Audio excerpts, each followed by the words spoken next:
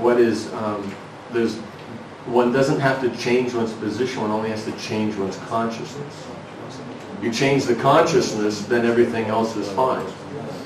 Then according to that change in consciousness, then you will see what is the better situation for you. Right? Does that make sense? So the person's a businessman, he's doing whatever he's doing. You just have to change his consciousness. You don't have to change anything else. Or he has to be a vegetarian. No, he has to change his consciousness. Become God conscious. Understand the process of God conscious, who he is. That changes his whole life, changes, his whole field. Externally it'll still be the same, but because now that mentality's changed, he's going to want to change his lifestyle to adjust with his mentality, right? Because which comes first, the gross or the subtle? Subtle. Okay, so consciousness, which is the most subtle, changes. That will change how he thinks and what his desires are. That will change the externals of his lifestyle. Right? So we have to change consciousness, not anything else. Right? Now if we can do that through just explaining the philosophy, nice. But if not, they're not into philosophy, then they take prasadam. You know, or listen to a kirtan. Whatever will put them in contact, and at some point they'll want to know. Does that make sense? Is that okay? Right? So if you're sitting around with your friend talking about what would be the best way to distribute books or prasad at the metal concert, then that's not mine. Yes? Some connection in the relationship of the Varnashram Dharma. It means when we are taking the principles of Varnashram Dharma, when we start to understand how to deal and have the relationship. Okay. Means if we understand the Varnashram Dharma aspects, it makes it easier to understand how to deal in relationships. Because it's still the main thing. The main thing is not so much, you know, who's in, like if you meet a brahmachari, is the whole thing about you're the grihastha, he's the brahmachari? No, there's something else. You're doing some service and all that. So there may be certain things that are appropriate for you and not for him. Okay, we want to do this festival and we want to decorate the temple room, and these two Matajis, they're the best at decorating, so we need to see if they can do it. Okay, now between the brahmachari and the grihastha, who would be the better one to ask? So, right? So the consideration would be there. But that the two of you are discussing how to do the festival, it's not I'm the grihastha, you're the brahmachari. That's, you know what I'm saying? So you will look at all the different things. That aspect is there, but you also have the aspect of, you know, what's your position, the seniority, you know, what is position, you know, generation, you know, like Prabhupada's disciples, next generation, like this, so many different things. Age is there, as we were discussing, you know, who's done, you know, notably more service and all that, you know, who has material ability. You know what I'm saying? So the person who knows how to organize would tell people who don't know how to organize what to do, not the other way around. So the point of the Vedic is making one aware of what are the actual elements of relationship that you need to consider. It's just making one aware of those things. Otherwise, in the modern, you know, it's like, even though people know you should be respectful to those who are older, at the same time as somehow or another teenagers don't believe that. You know what I'm saying? So it just makes one aware of what are natural principles of the world. That's actually what the Varnashram does. Right? Does that make sense? Yeah. So in dealings, then these things are there. The point is that there is the dealing of occupation, so that will define one's occupation in Varna. There's dealings in one's own sadhana and personal development. What is the medium for that? That will define one's ashram. But as far as doing a specific service, you know, like worshipping the deities or leading kirtan, it has nothing to do with the Varna or ashram technically. You know what I'm saying? But the principle of relationship is still there. Does that make sense? second question is that when you explain this example that we are driving by car and we are trying to be sure and then but it all the time depends on the things which we learn. Yes, things that we've learned. Yeah, that I think that it is the basic of the relationship also have to be based on the learning how to do it. Yes, okay, this relationship, understanding relationship have to be based on learning, yes.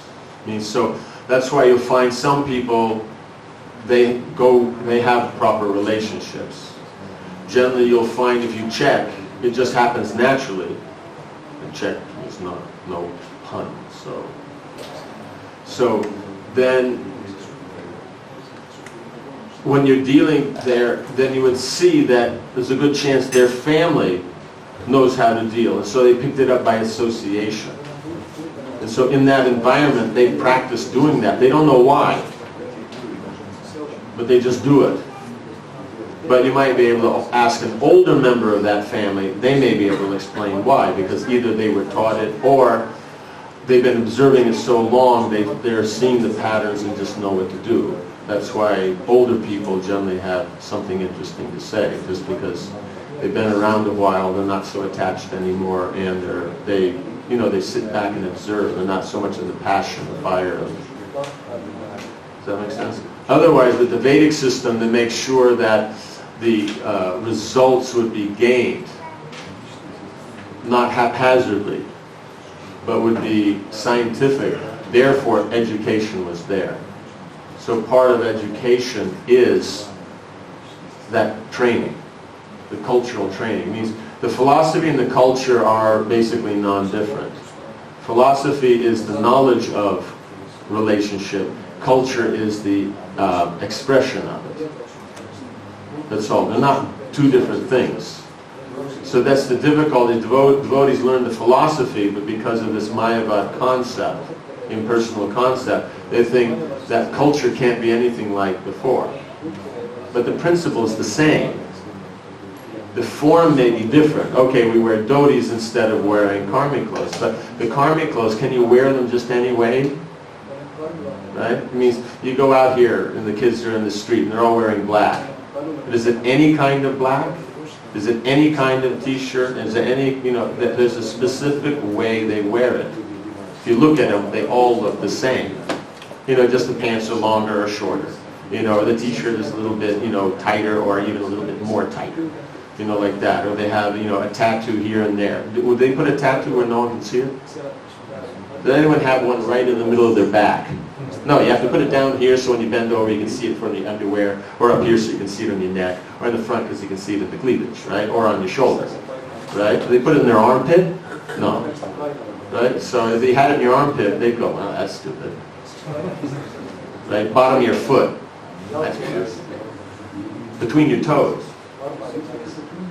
You know what I'm saying? So there's a specific way of doing things. So the clothes may change, but that you wear things in a proper way according to the tradition of that, whatever that is, that remains. So in other words, if someone could dress nice as a punk, or a goth, or an emo, or a general, then they could dress nicely as a devotee. Because the principle stays the same, right? There, it's not that they have, the black pants and the black t-shirt don't match. They're two different kinds of black, No, they match. So therefore, when you're wearing orange, it matches. You know what I'm saying? It's the same thing. You wear it nicely, you wear it properly, according to what looks good in your tradition. You understand? So the same thing is there. They greet each other. They have ways of greeting. Whatever they say, or whatever their particular hand gestures are, or ways of shaking, or hugging, whatever it is that they do. Then that's there. So the devotees have their own. So the principle is the same. Why is it? Why do they have that? Because that's the way it is in the spiritual circles. Right? Krishna meets the devotees. There's interaction. Right? Mother Yashoda sees the gopis when they come to cook for Krishna. There's interaction. They offer obeisances. She hugs them. Pats them on the head. Does things like this. So the same thing happens here.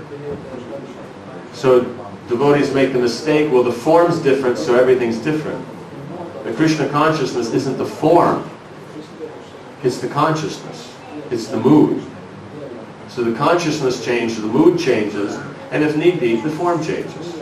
Right? We have a temple here. Do we not have a ceiling? Karmis all have ceilings. We're devotees. We don't have ceilings, right? You know, we're free, we're open, connected to the cosmos, so we have no ceiling, right? Isn't it, you know? So actually we would do best setting up at Stonehenge, right? You know, that would be the ideal place to have, it's all nice and open. Does that make sense? Yeah. So the difficulty comes is we don't see the principle of relationship. We don't see actually what's working. So the Vedas are only defining actually what's real relationship, because real relationship is connected with God. Right? And so, because He is relationship, right? He is rasa. Right? Mother just showed us inner rasa. The gopis are inner rasa. The cowherd boys are inner rasa. What rasa is Krishna in? He isn't inner rasa. He is rasa. And so depending on how the devotee relates to Him, he responds. Right? And then, does that make sense? So that's the point, is you respond to how the person wants to draw that out of you. So you have to know what your position is. Like that. You know, the child is hungry, so he wants to draw the mother feeding him from her. She could do so many things. She could go down to the spa, do her nails, you know, like that. But, you know, but she deals with the kid. Right? Because the kid, you know, is hungry. So that draws that motherly aspect from her. Does that make sense? So one has to know how that works.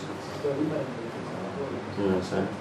That's the problem. The husband goes home, he's had a bad day, so he thinks it should all be about him. Right? But the point is it's not, because that's the feminine position. Feminine position, when he walks in the door, what mood his wife's in, she draws that from him. So she's happy, he responds that way. She's feeling grumpy, then he's careful about her. She's feeling sad, he tries to deal with that. Does that make sense? That's relationship. Does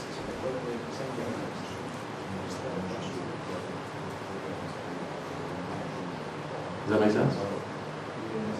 It's only one thing I think that Prabhupada was one day talking that the woman is responsible for the mood of the relationship.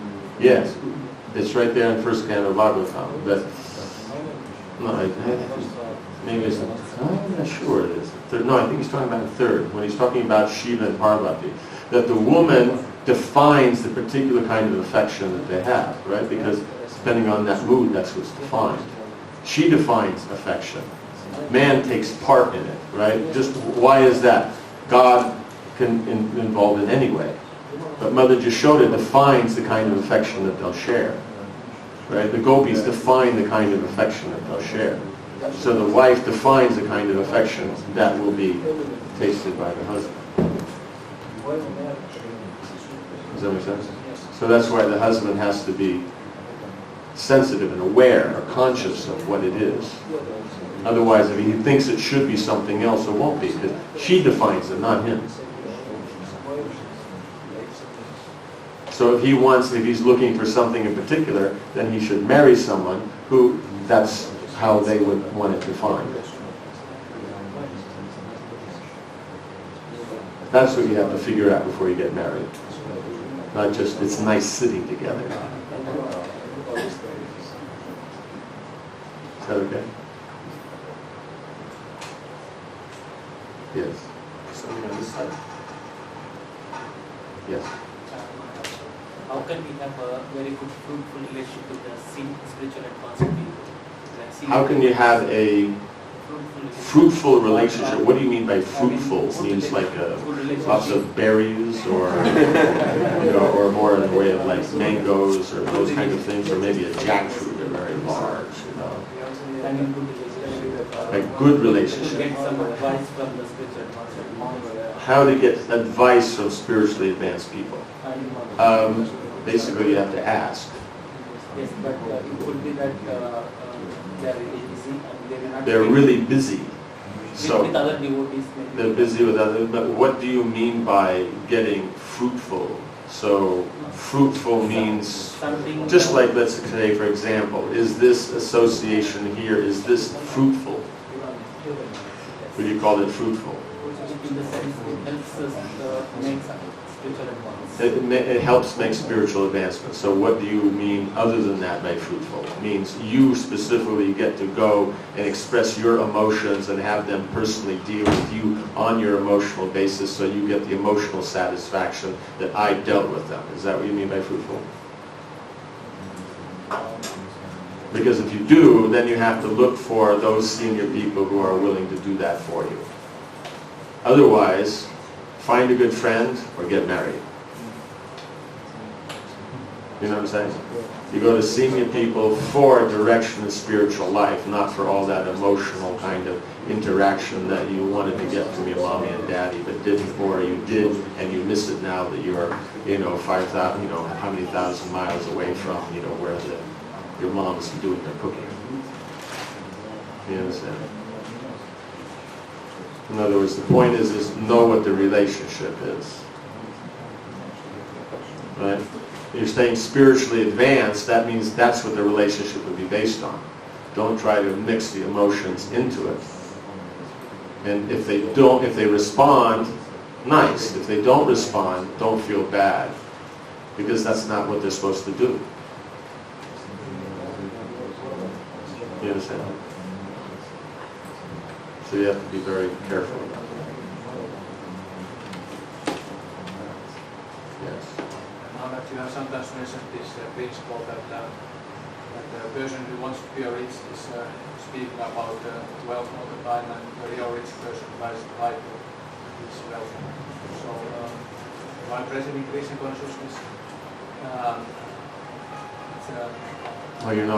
I see. You're professing the Ramakrishna philosophy. He who knows does not speak, and he who speaks does not know. Is that what you're saying?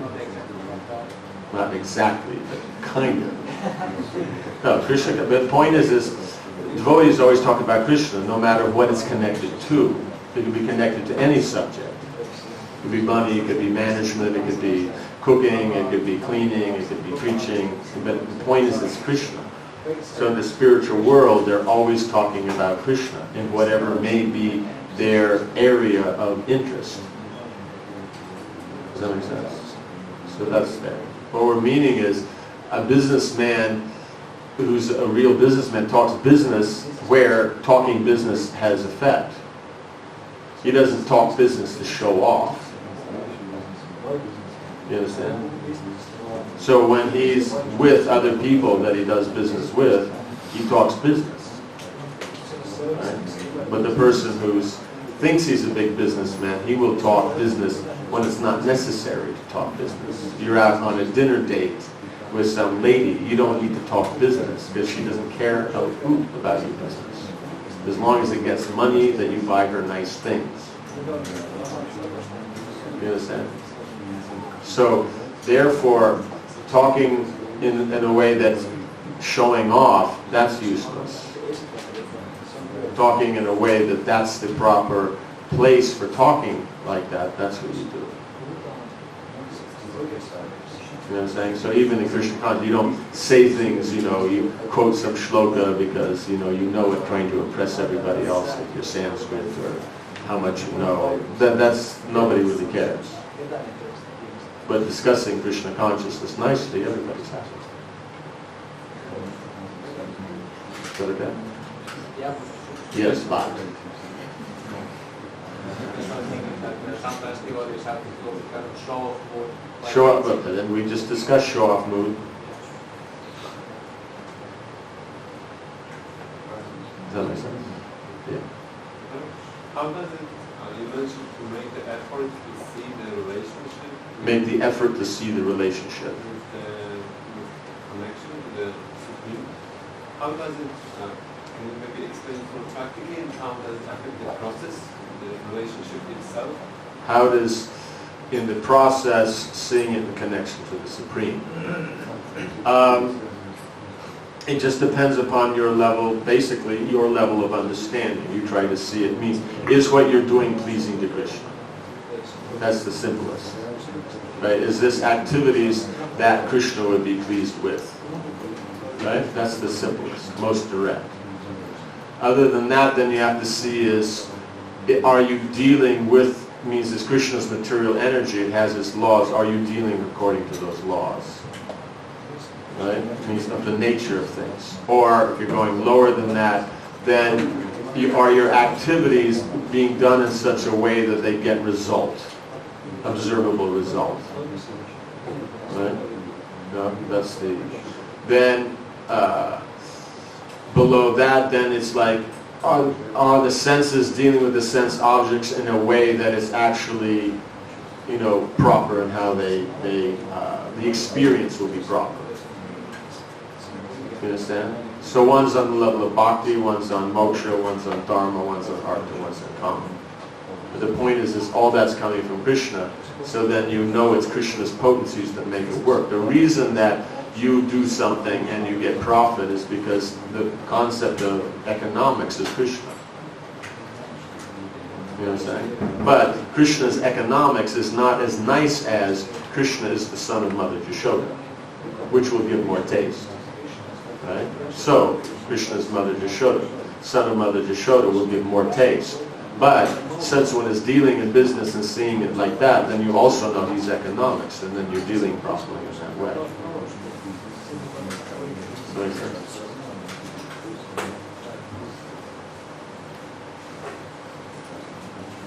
Yeah, because,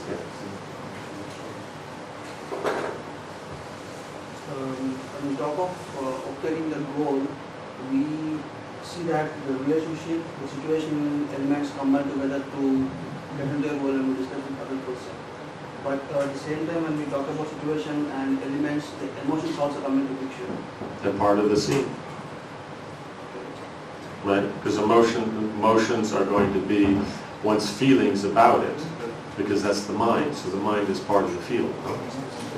So you have the senses, sense objects and all that. You have the mind, you have the intelligence, you have the consciousness. So you have to see all that. But how do you deal with the emotions to... Whatever the emotion is, that's what you start with. You know what I'm saying? If you want something to go somewhere, like let's say you want that mat over there to be on that side of the room, but you're sitting there. Where do you start? Yeah, it means you have to get up, go over there. Then when you and the mat are in the same place, then you can, in the proper way, pick it up and take it over there. So the point is you have one idea, but the person's in a completely different mood. You have to go and contact that mood. From there, you can try to adjust that mood to what you want. But it has to move at the speed of the other person. That's the point. Right? When you have subject and object, right?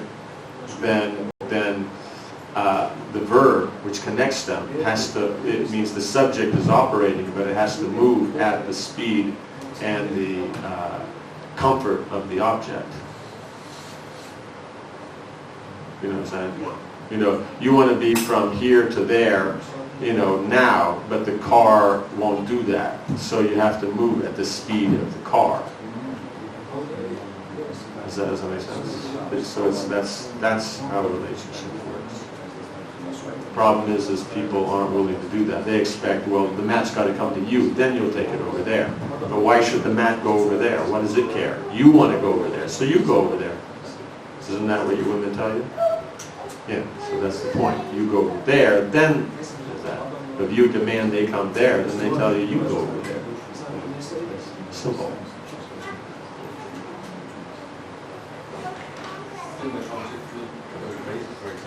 This object may go crazy. And so then you're going to deal with crazy.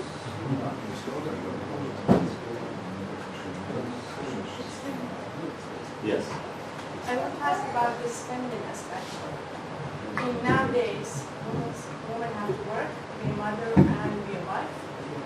And what kind of advice would you give to a woman to maintain that mood at house? And what kind of advice would you give to the men to maintain that mood as well with the woman? Because women have much responsibility nowadays than before to just be a mother or to be at house, but we have to also work But the thing outside. is she any less of a woman because she's working outside? No, but it's responsibility.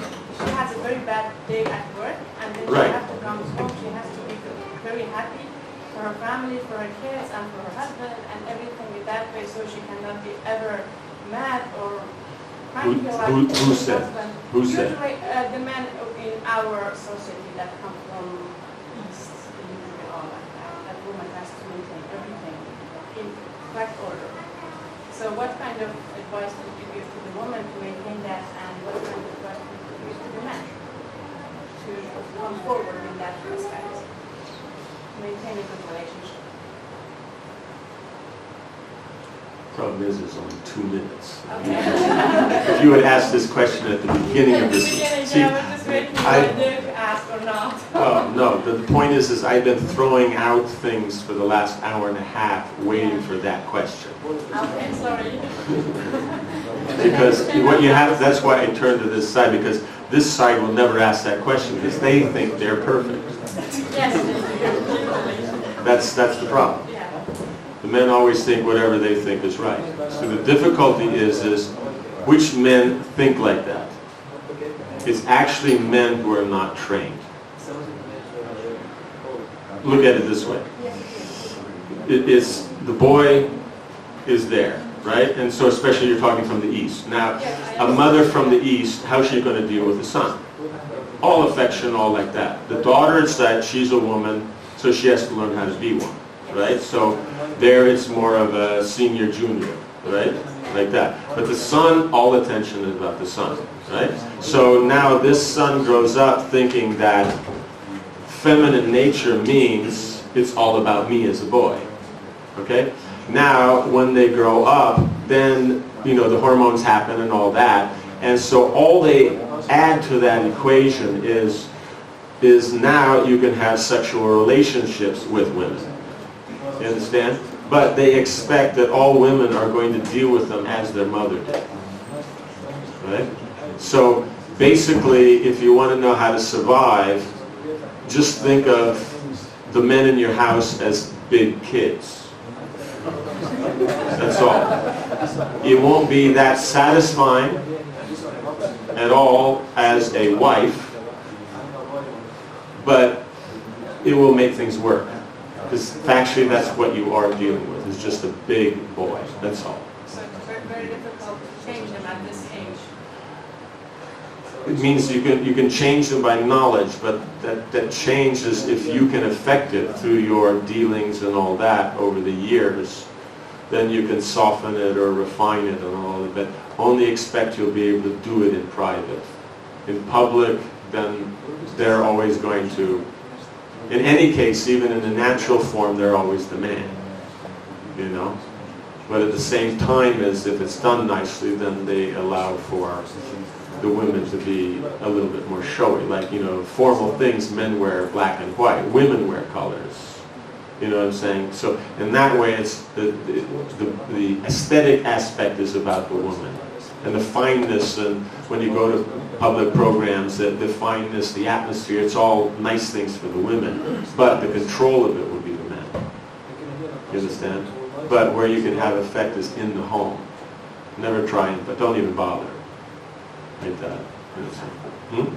Don't bother to change it outside or to even try it. Don't even When your bother mother- trying. mother- It means you can maybe get them to behave properly, stand properly, chew with their mouth shut, stop talking stupid to other people. You know, those things you can do.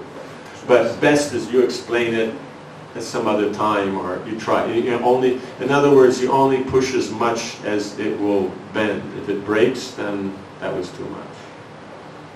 You understand? So that's as good as it gets when you're dealing with that. If someone else can work on the other side to show the men how they should deal, as we just mentioned here, the masculine principle is adjusting to the feminine, right?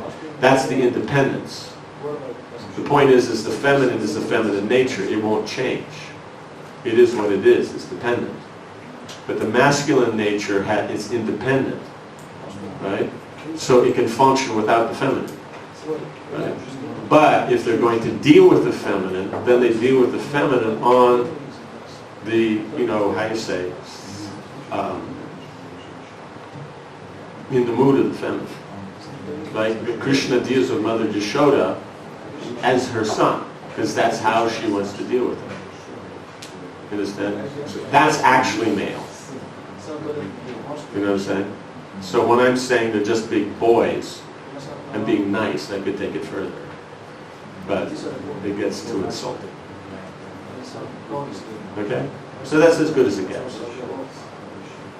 Like that. You can try teaching your sons about what's the nature of women, how to deal like that. They'll know more, they'll be more sensitive as they grow up. Otherwise, in tradition, what they do is they go to Gurukul in the Vedic system, then they learn what is a man, because they're away from women. They're in a man's world. Gurukul means it's not a woman's world. Even the teacher has a wife, and she may interact with the kids, but she interacts on his standards. It's not hers. When they go into the house, then the husband has to deal on his wife's terms. But out in the school, then it's on his terms. So they become aware of their surroundings, because they have to do all the things that women would do. They have to clean, they have to cook, they have to take care of everything like that. Then they become aware of what it is. Then you can convert the boy into a man. Otherwise, the boys don't turn into men. Girls turn into women like that. It's one day, and they're women. But boys, you have to turn them into men. Otherwise, what they generally turn into is punks. That's natural. But they turn the punk into a man. So something has to be there. Either the Gurukul, they went to the army. You have a tradition where, the boys, when they're 12, they go out with the men and they farm, or they build the barn, or they hunt, or, something is there that they're away from the women's world and they learn how to be independent. Those men, they can deal properly. You understand? But if that's not there, then they're just going to be big kids and they expect you to do everything for them. Because that's what their mom did. So to them, that's what a wife is. The wife is your mom that you can have sex with. That's basically all it is. It's not any more developed than that, really. Unless there is some tradition in their house that defines it differently.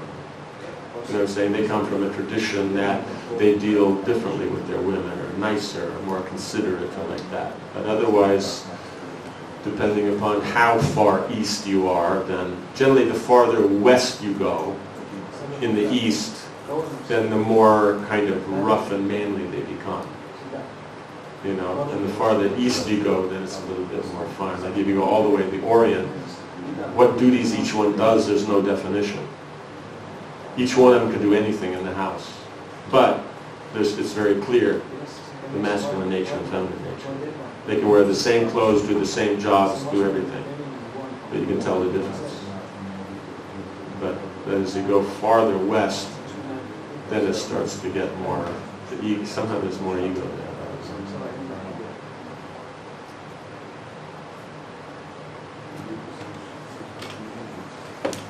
Is that okay?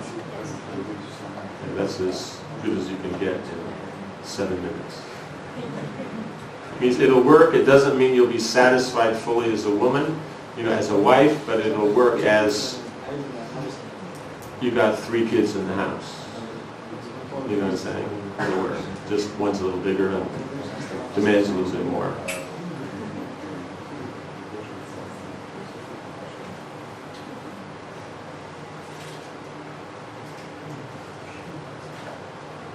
Guess we'll end here. And then, when's the next time? Yeah, when's the next one of these ones? Sunday. So if you have more questions going off of the question she brought up on Sunday, then that would be the time.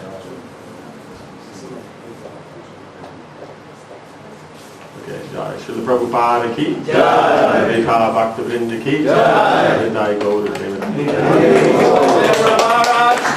Jai.